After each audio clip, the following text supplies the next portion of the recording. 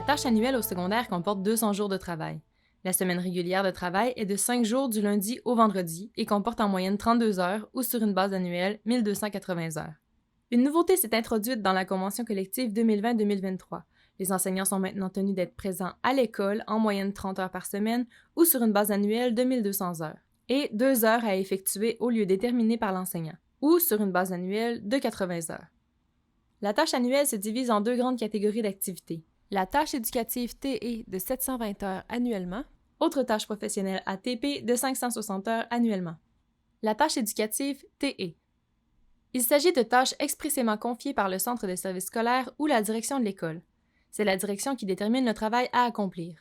Celle-ci compte pour un total de 720 heures par année ou 20 heures par semaine. Autres tâches professionnelles. La deuxième catégorie d'activités est composée par les autres tâches professionnelles ATP et se subdivise en 3 parties. Les autres tâches professionnelles sont assignées par la direction, c'est-à-dire que c'est la direction qui détermine le travail à accomplir pour un maximum de 360 heures. Parmi les autres tâches professionnelles, ATP, 200 heures anciennement TNP sont réservées aux enseignantes et enseignants afin d'effectuer des tâches personnelles pour lesquelles ils déterminent le travail à accomplir dans le respect de la fonction générale, de même que le moment pour l'accomplir. Nouveauté. De ces 200 heures d'ATP, anciennement le TNP, 80 heures sont effectuées au lieu déterminé par l'enseignante ou l'enseignant et peuvent être accomplies en dehors de l'amplitude.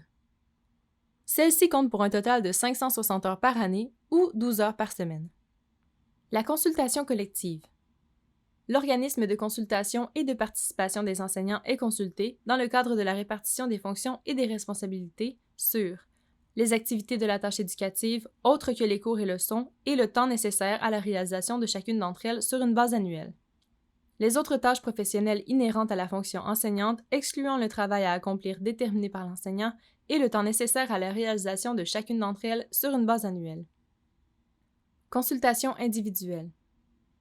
La direction de l'école consulte l'enseignant en prévision de l'élaboration de sa tâche annuelle sur les activités de la tâche éducative, autres que les cours et leçons, les autres tâches professionnelles inhérentes à la fonction enseignante.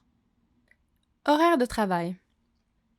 L'horaire de travail comprend uniquement les activités professionnelles récurrentes déterminées par la direction où la présence de l'enseignant est requise à un moment précis, comme la présentation de cours et leçons ou la surveillance de l'accueil et des déplacements. Ainsi, lorsque le travail à accomplir est déterminé par le personnel enseignant ou lorsqu'il ne nécessite pas une présence récurrente à un moment précis, par exemple du temps de rencontre flottant pour un comité, les activités ne figureront pas à l'horaire de travail. Pour les activités ne figurant pas à l'horaire de travail, la personne enseignante détermine les moments de leur accomplissement parmi ceux qui ne sont pas déjà assignés par la direction de l'école. Présence à l'école. L'horaire de travail devra respecter l'amplitude hebdomadaire. Les heures de la semaine régulière de travail, 30 heures à l'école, se situent dans une amplitude hebdomadaire de 35 heures.